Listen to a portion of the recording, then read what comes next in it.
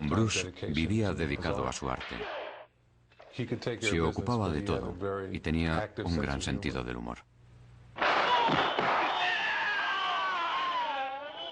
En cierto modo era todo un fanfarrón. Sin embargo, jamás presumió de algo que no fuera capaz de hacer.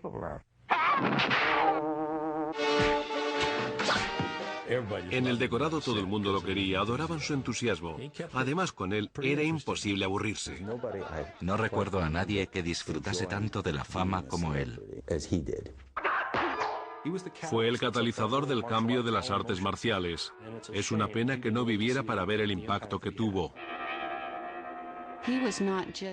Además de ser luchador, era filósofo y maestro.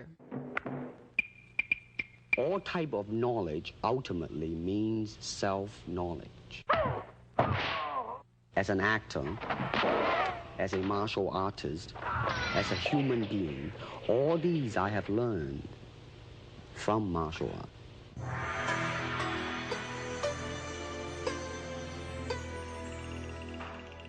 Su pasión y talento le ayudaron a convertirse en una de las mayores estrellas de películas de acción que el mundo ha conocido. También fue uno de los primeros actores en superar la barrera cultural entre Oriente y Occidente.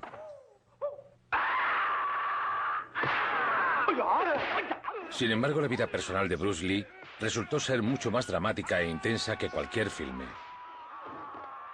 Además, aunque su estilo ha sido muy imitado, la marca indeleble que dejó hace más de 3 décadas jamás ha sido igualada.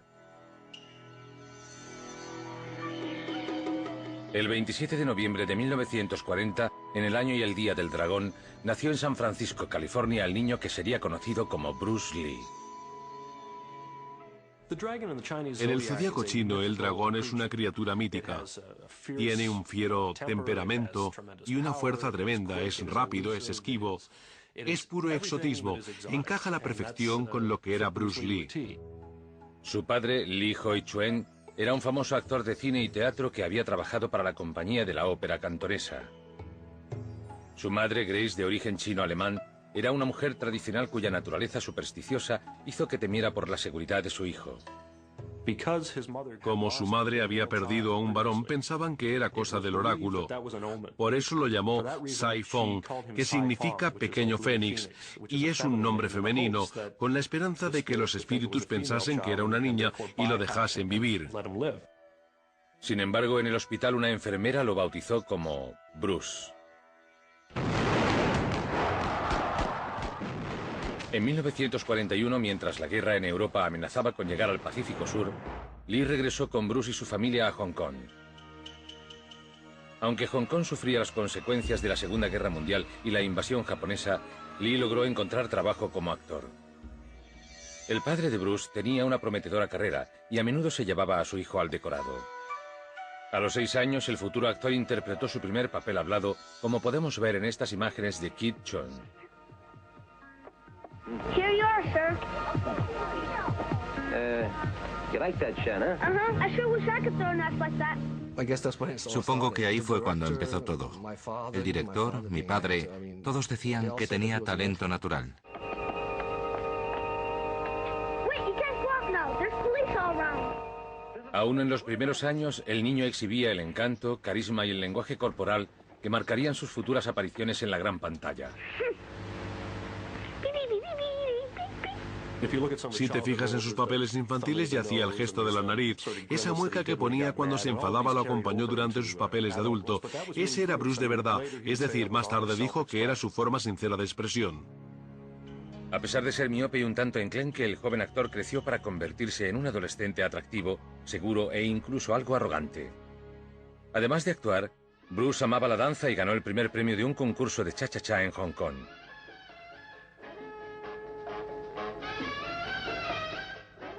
No obstante, para un joven actor y bailarín, el Hong Kong de la posguerra era un lugar duro. Las bandas dominaban las calles y Lee se veía a menudo obligado a enfrentarse a ellas. Sin embargo, a Bruce le gustaban los retos y no dudaba en encararse a sus adversarios. Recuerdo que cuando Bruce tenía unos 14 años, siempre le gustó luchar.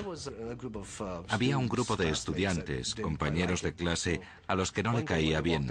Un día cuando salió de clase se le tiraron encima y le dieron una paliza. Supongo que entendió la importancia de saber defenderse.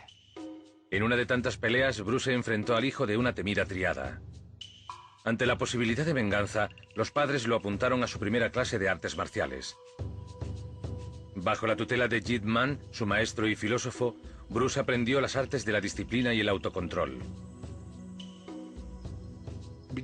En los primeros años de la adolescencia empezó a practicar Wing Chun Kung Fu, una forma de artes marciales.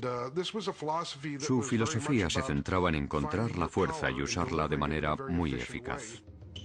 Para consternación de sus padres, las peleas callejeras de Bruce no cesaron, y la naturaleza violenta de sus confrontaciones no hacía sino aumentar. En una de sus últimas peleas, mientras se quitaba la chaqueta, el tío con el que se estaba peleando le dio un puñetazo y le puso el ojo morado. Bruce se indignó, corrió tras el tío y le rompió los dientes y el brazo. Llamaron a la policía. El agente de policía vino y nos dijo: «Perdone, señor Lee, su hijo se pelea mucho en el colegio. Si se mete en una más, tendré que meterlo en la cárcel». Para sacarlo de las crueles calles de Hong Kong, los padres de Lee tomaron la difícil decisión de enviar a su hijo de 18 años a vivir con unos amigos a Estados Unidos. Nos despedimos de él. Mi padre era un hombre chapado a la antigua. Jamás abrazaba a nadie. Se dirigió hacia él y lo abrazó. Aquello nos cogió a todos por sorpresa. De vuelta al país que lo vio nacer, Bruce se asentó en Seattle y no tardó en encontrar trabajo en un restaurante chino de un amigo de la familia llamado Ruby Chow. Sin embargo, el joven rebelde estaba destinado a algo más que servir mesas en Chinatown. Entró en la Universidad de Washington y empezó a estudiar filosofía. Combinaba sus estudios con las artes marciales y cultivó su faceta de maestro. Sus amigos y compañeros de clase no tardaron en acudir a él para que les diera clases. Cuando empezó no le cobraba nada a nadie. Jamás lo hubiera hecho. Empezó a sentirse frustrado. Al final le dijimos: «Bruce, ¿por qué no abres una escuela? Te pagamos y así puedes establecerte por tu cuenta». En 1963, cuando aún estaba en la universidad, Bruce abrió el Instituto Hun Fan Kung Fu. Al poco tiempo, las intenciones del instructor empezaron a centrarse en una estudiante muy especial, una antigua animadora llamada Linda Emery. Un día estábamos en el campus de la Universidad de Washington y dijo: «Vale, Linda, ahora tú». Y me enseñó cómo hacerlo. Lo tiré al césped y empezamos a reírnos. Me dijo: «Vamos a cenar a la aguja espacial». Le pregunté: «¿Todos?» Y me dijo: «No, solo tú y yo». Y fue maravilloso. Fue nuestra primera cita el 25 de octubre de 1963. La relación se fue consolidando. Sin embargo, la madre de Linda no estaba muy contenta con la elección de su hija. En los años 60 las parejas interraciales no estaban muy bien vistas, y la señora Emery dudaba de que el joven estudiante de filosofía pudiera ofrecerle una vida estable a su hija. Decidido a demostrarle lo equivocada que estaba, Bruce trabajó aún más para abrir su propia cadena de escuelas de artes marciales. El 17 de agosto de 1964, Bruce y su antigua alumna Linda se casaron. Es una de esas veces en la vida en la que sabes que estás haciendo lo correcto. Era una gran persona, un hombre íntegro, cariñoso y apasionado. Todo iba a salir bien. La pareja se trasladó a Oakland, California, donde Bruce había abierto una segunda escuela de Kung Fu. Allí siguió dando clases a todo el que quisiera aprender. No ponía barreras al color ni a nada de eso. Decía: «Si tu corazón es puro, te daré clases». Fue uno de los primeros en enseñar los verdaderos secretos de las artes marciales a estadounidenses y no orientales. Muchos asiáticos pensaban que era una práctica corrupta que no estaba bien. A los pocos meses de abrir su nueva escuela, Lee se enfrentó a un grupo de maestros de artes marciales hostiles.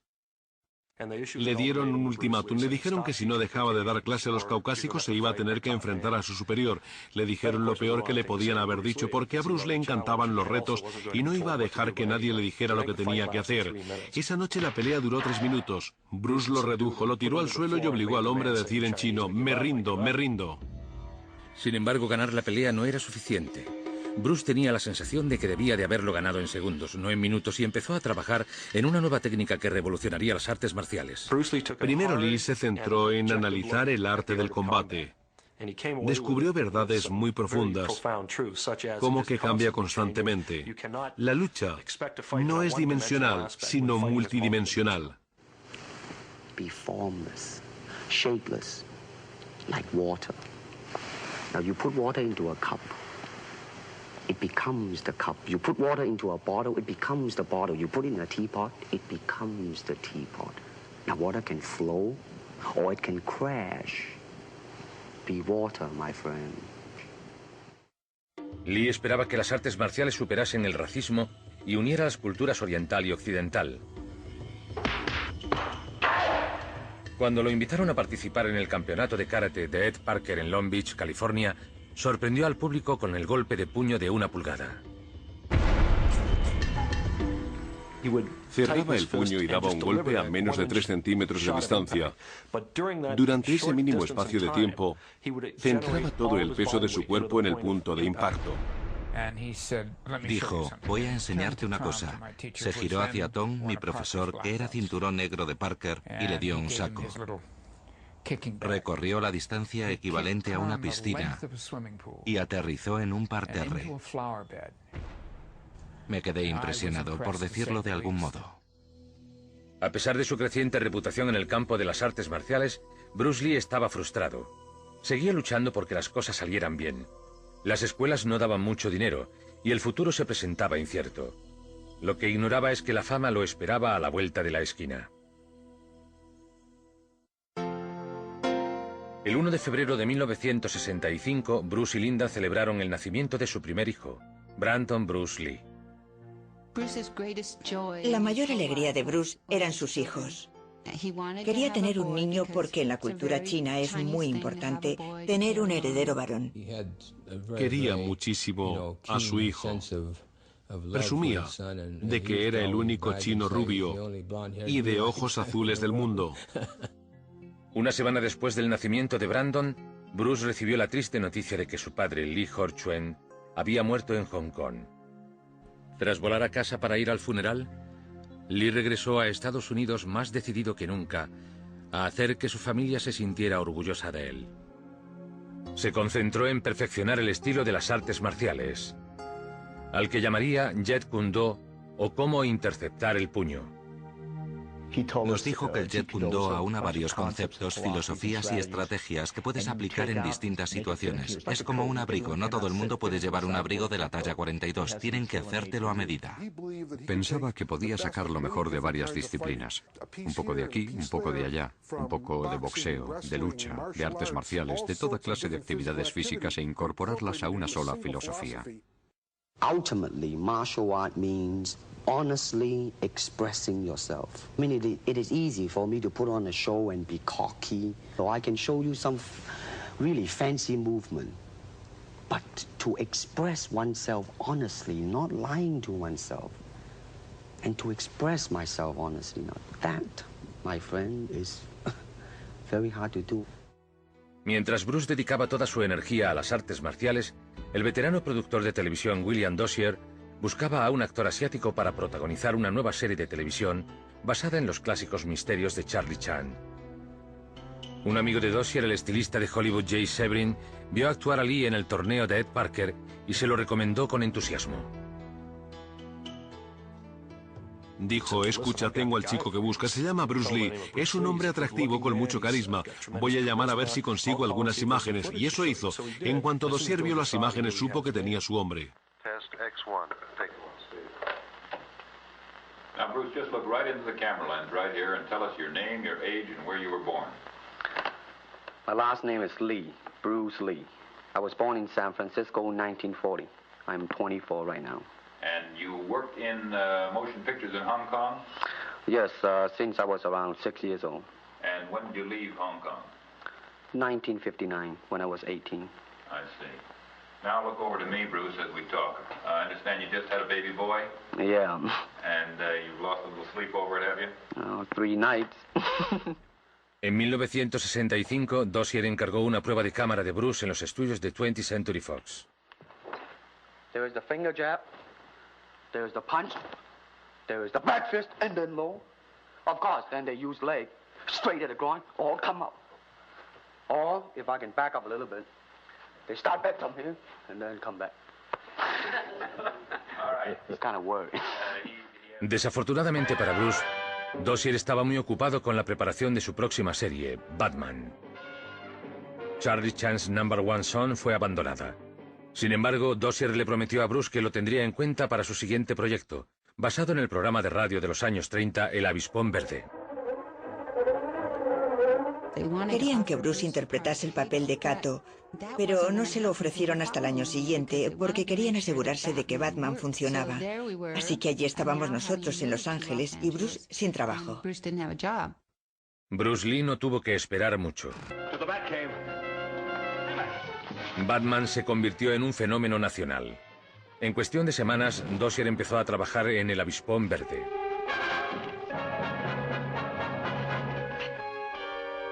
No need for panic, Mr. Smith. After all, we're both on the same side of the law. Just cut us in on your racket. That's all we are after. Racket? It's getting late, boss. If we're going to be partners, Mr. Smith, we mustn't keep secrets from one another.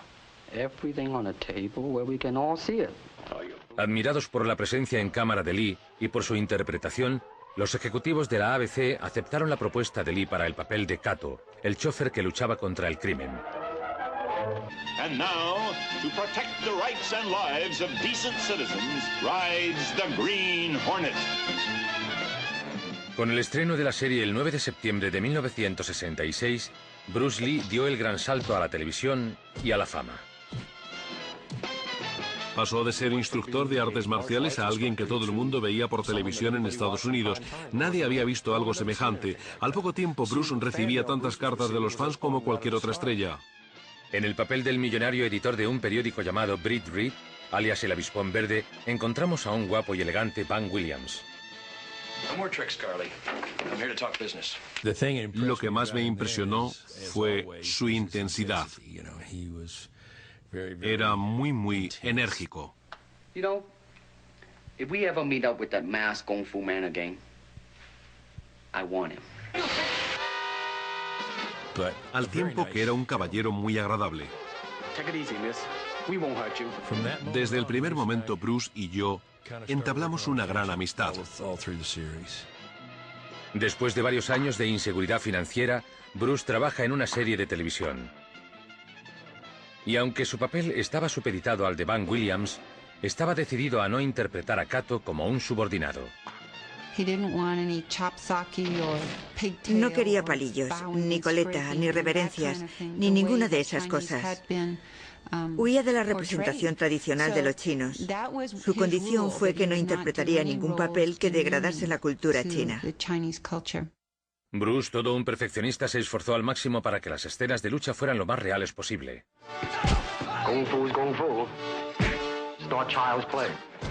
No tardó en entender que trabajar en televisión tenía sus limitaciones. Tuvimos que pedirle que fuera más despacio, porque en las pruebas descubrimos que se movía demasiado rápido para la velocidad de la película. La gente nunca llegó a saber lo rápido que era.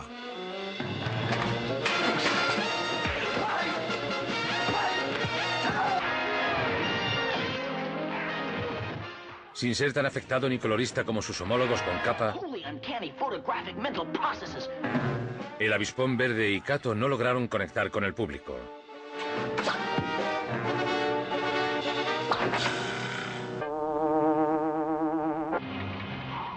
En un esfuerzo desesperado por salvar la serie, Dozier y la ABC idearon un enfrentamiento entre Batman y Robin y El Avispón Verde y Kato.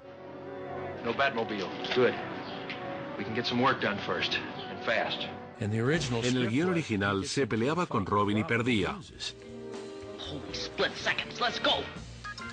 Bruce se subía por las paredes. No pienso pelearme con Robin y perder.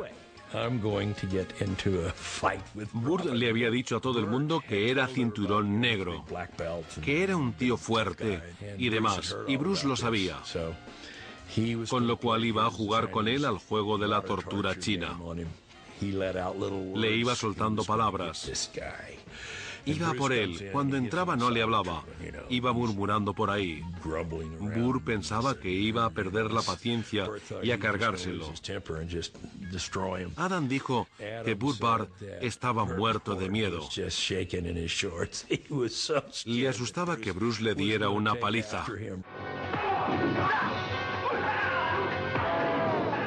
Al final, los productores terminaron la batalla con un empate para contentar a los fans de ambas series. None too smart for a smart crime fighter? Are we just letting them go, Batman? Sin embargo, nada cambió. Retiraron el avispón verde cuando terminó la primera temporada. Sin duda fue un duro golpe para Bruce Lee. Pensaba que la serie tendría más éxito. Esperaba que fuera su trampolín, pero no fue así. Tras la cancelación de El Avispón Verde, el futuro volvía a presentarse incierto. A pesar de contar con una nueva legión de fans leales y los contactos que había hecho en la industria del entretenimiento, Bruce Lee se enfrentaba de nuevo a momentos de incertidumbre.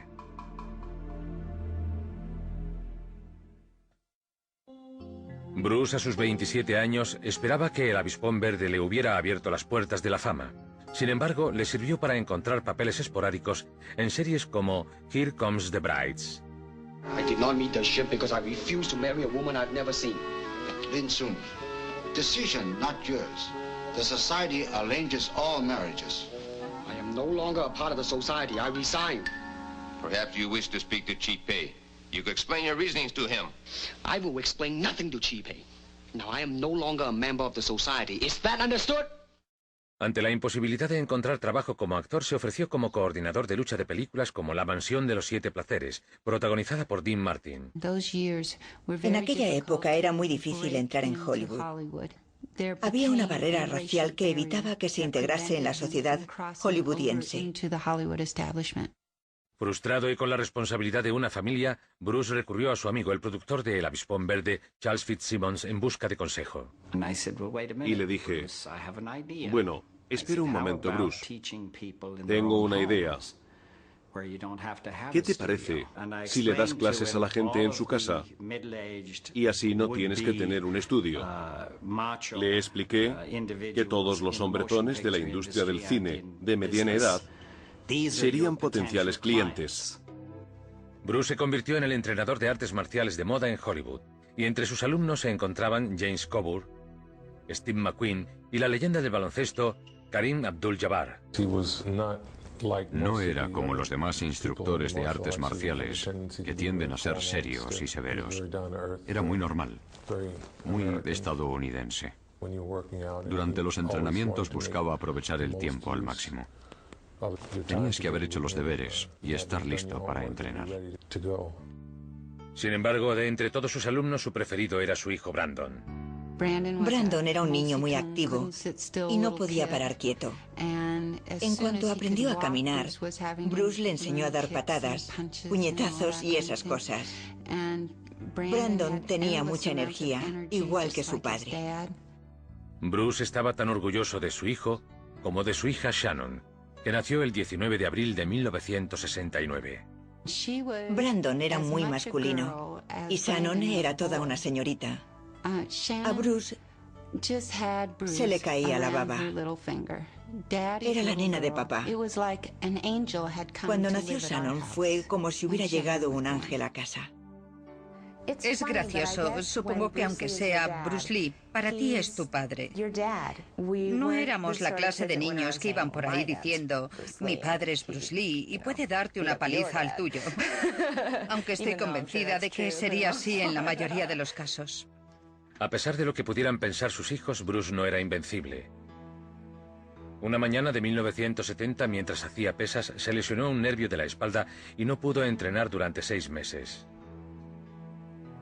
Frustrado, dedicó toda su energía a refinar su filosofía del Jeet Kune Do y empezó a escribir intensivamente sobre todos los aspectos del combate de las artes marciales. Los médicos le comunicaron a Bruce las malas noticias. Le dijeron que jamás podría volver a hacer artes marciales. Decidido a demostrarles que se equivocaban, cuando se recuperó se sometió a un programa de entrenamiento exhaustivo diario. Lo que hizo fue volver a convertir un escollo en un peldaño en su camino hacia el éxito. Quería ver cuáles eran las limitaciones y las capacidades del cuerpo humano.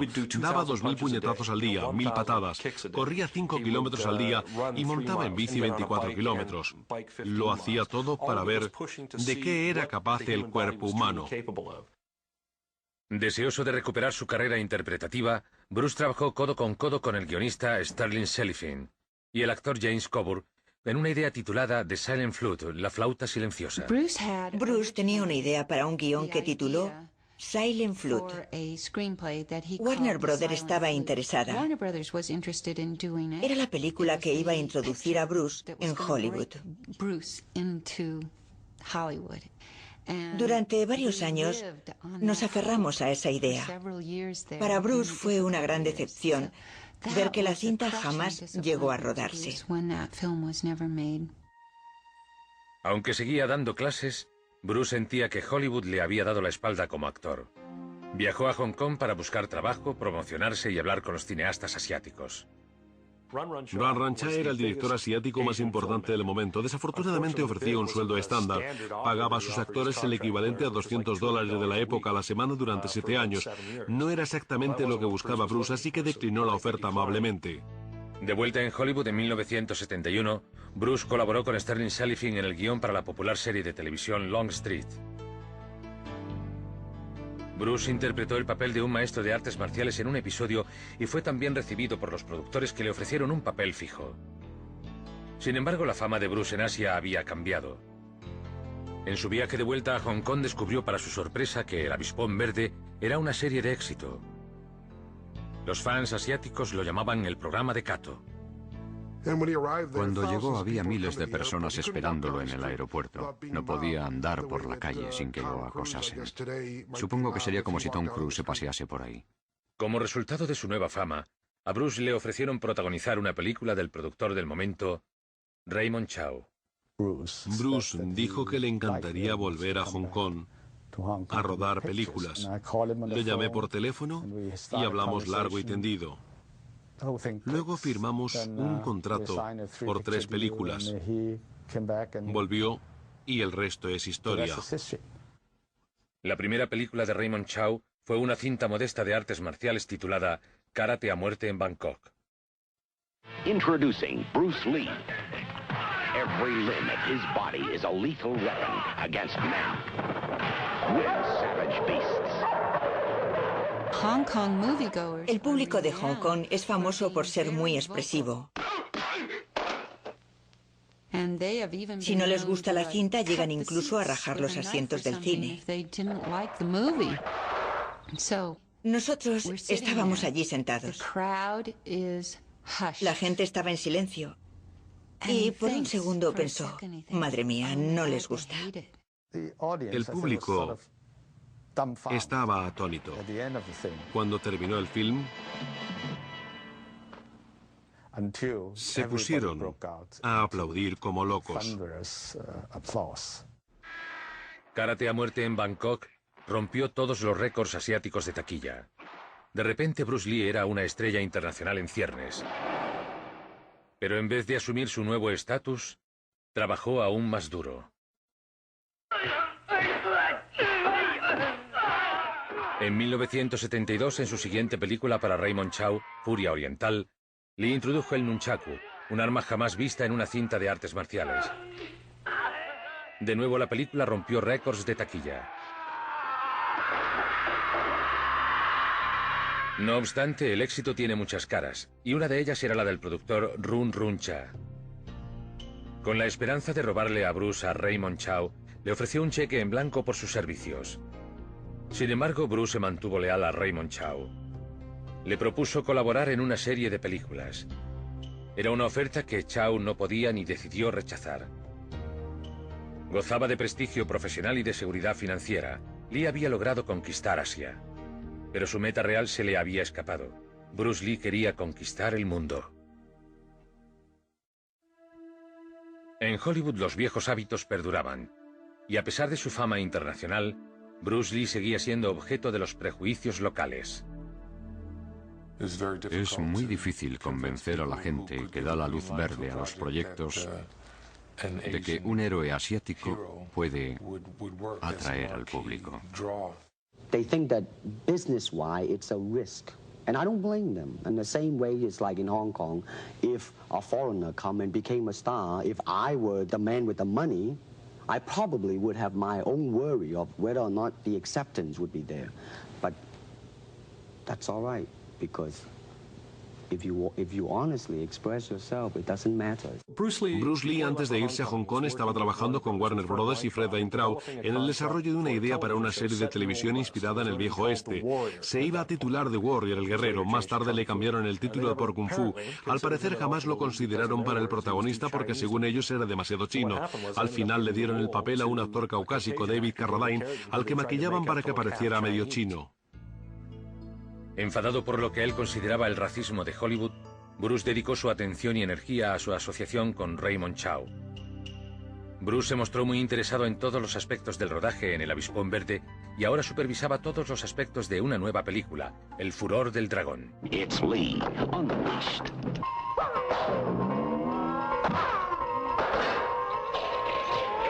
Escribió el guión, la coreografió, la protagonizó, tocaba la percusión en la banda sonora, se ocupaba de todo y fue su debut como director. Bruce disponía del control creativo que deseaba y se aseguró de que su interpretación superase las expectativas del público.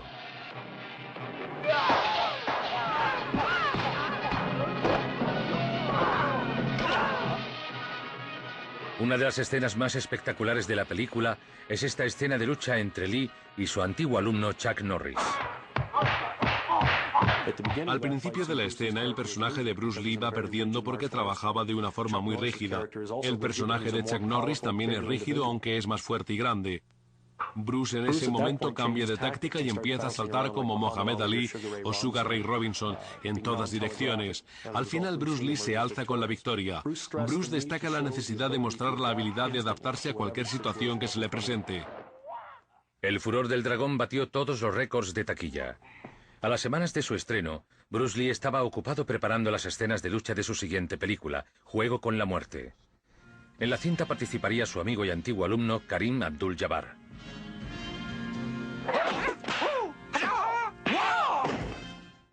Me quedé estupefacto. Es algo con lo que había soñado, pero jamás habíamos conseguido que nadie nos diera luz verde. Fue una gran experiencia. Sin embargo, antes de que terminase el rodaje de Juego con la Muerte, Bruce recibió la llamada de Hollywood que llevaba toda la vida esperando. Le ofrecieron su primer papel protagonista en una película estadounidense titulada Operación Dragón. Sería una gran producción de alto presupuesto de acción y artes marciales, además de la confirmación de los años de dedicación de Bruce a su arte. Ahora más que nunca Bruce Lee se había convertido en el artista marcial número 1 del mundo, tanto dentro como fuera de la pantalla. Había un chaval sentado en un muro que cuestionaba si era un actor o de verdad podía hacer lo que hacía en la gran pantalla. Bruce se dirigió hacia él, le dio un golpe y al niño le sangraba la nariz. Levantó las manos y ahí terminó todo. A sus ojos era como Billy el niño. La gente intentaba darle golpes cuando lo veía por la calle, pero Bruce utilizaba todo su sentido común y jugueteaba con ellos. De hecho, corregía sus movimientos con una rápida maniobra. Aunque Bruce estaba muy en forma y en su mejor momento, había algo que no iba bien. Estaba entrenando para algo que jamás llegaría. Una lucha que jamás se celebraría, pero Bruce trabajaba 7 días a la semana. Trabajaba muchísimo y lo sabía, pero si Operación Dragón triunfaba, podría elegir sus futuros proyectos, elaborar más las escenas, trabajar mejor. Así que estaba a punto de ver su sueño cumplido. El 10 de mayo de 1973, durante el montaje de Operación Dragón, en un estudio de Hong Kong, Bruce Lee se mareó y se desmayó. De camino al hospital, el estado del actor se fue agravando, aunque los médicos no supieron diagnosticar qué le pasaba. Después de realizarle una batería de pruebas, se recuperó lo suficiente para volver al trabajo. Tras completar Operación Dragón, retomó el Juego de la Muerte. Estaba trabajando con una actriz china que iba a participar en la película. Estaba en su casa y se quejó de que le dolía la cabeza. Ella le dio una pastilla que se llamaba Ecubiciac. Él fue a otra habitación y se tumbó. Pero cuando un par de horas después no pudo despertarlo, la actriz Betty Timpey llamó a Raymond Chow. Sonó el teléfono y me dijo, no sé qué pasa, pero no puedo despertar a Bruce. ¿Por qué no vienes? Fui corriendo a casa de Betty. Bruce estaba muy pálido. Raymond Chow me llamó y me dijo que debía ir al hospital. Cogí un taxi y recuerdo que era incapaz de preguntar si había muerto.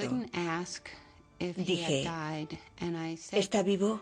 Y me dijeron, no. El 20 de julio de 1973, a los 32 años, moría Bruce Lee, el maestro de las artes marciales. Estábamos consternados, yo no me lo podía creer. Mi madre estaba destrozada. Además, estaba muy orgullosa de Bruce. Era un hombre en su mejor momento. Y en un día se nos fue. No fue un accidente de coche, ni por una causa externa, ni sufrió enfermedad alguna. La gente necesitaba encontrar un motivo. A medida que la noticia de su muerte se extendía, también lo hacían los rumores de que su muerte no había sido accidental. Algunos se preguntaban, ¿lo habrán asesinado? Otros especulaban con la idea de que se hubiera convertido en el objetivo vengativo de las bandas de Hong Kong, o que había muerto por una maldición que le habían impuesto los maestros asiáticos de artes marciales, aún enfadados por haber revelado sus secretos a los occidentales. Los rumores de la maldición y todo lo demás no eran más que rumores, porque no había pruebas de nada. Es decir, cuando alguien muere puedes decir prácticamente cualquier cosa. Puedes decir que fue incluso obra de los gremlins. Hay tantas pruebas de que fueron los gremlins como de la maldición. La autopsia reveló que la causa de la muerte de Lee fue un edema cerebral, una reacción alérgica a la pastilla que había tomado para paliar el dolor de cabeza. Las pruebas médicas estaban claras. Fue un desafortunado accidente. Nada más. En cuestión de días, más de 20.000 dolientes se lanzaron a las calles de Hong Kong para darle su último adiós a la estrella caída. Después de la ceremonia, trasladaron su cuerpo a Seattle, donde Bruce y su mujer se conocieron y enamoraron. Entre los asistentes a su funeral estaba James Coburn y Steve McQueen, que portaron su féretro. A la edad de 32 años, Bruce dejaba esposa, 2 hijos y un gran legado al mundo del entretenimiento y de las artes marciales. Irónicamente, fue la película en la que no apareció, en la que perduró su leyenda.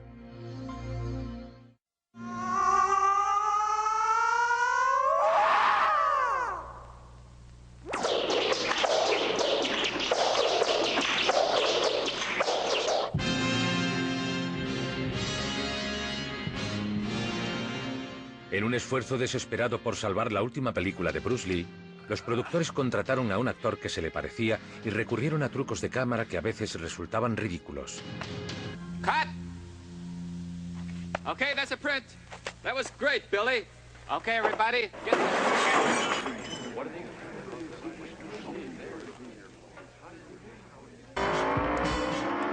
Sin embargo, ni siquiera los trucos evitaron que Juego con la Muerte fuera un gran éxito financiero.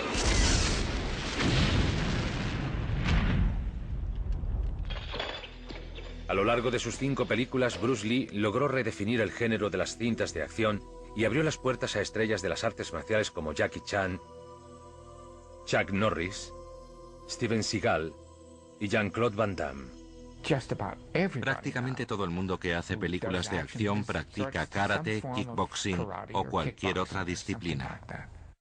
Pero de todos los actores que se atrevieron a seguir las huellas de la desaparecida estrella, el único que parecía que podía lograrlo era el hijo de Bruce, Brandon. A weird question to me when people ask me about, following in my father's footsteps. Because if by that you mean doing really excellent films and doing the kind of work that my father did, doing that quality of work, that level of work? Absolutely, you know, absolutely that's what I want to do. But if you mean trying to imitate him in some way, you know, trying to be a poor man's Bruce Lee, not at all.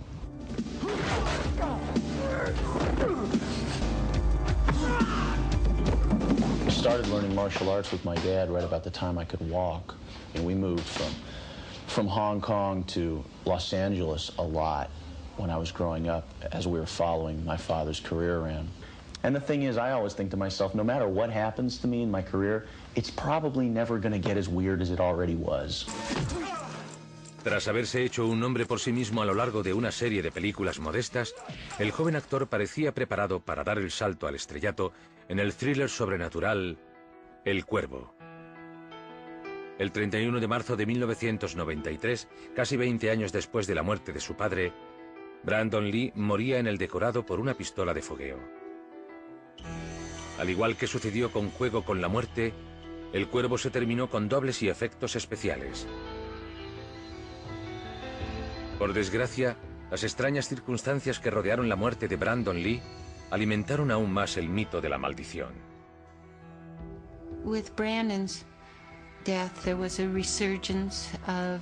Con la muerte de Brandon, resurgieron los rumores de la muerte de Bruce. Hicieron una especie de refrito público. Intentaban relacionar las muertes de Bruce y Brandon.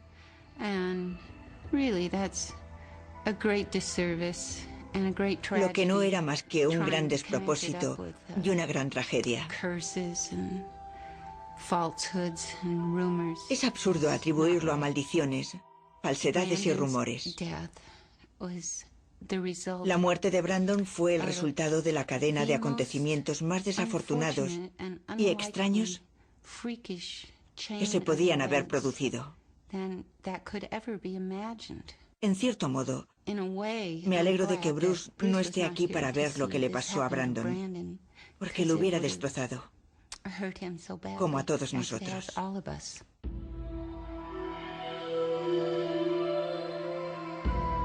Para millones de personas en todo el mundo, el nombre de Bruce Lee brilla con más fuerza que nunca.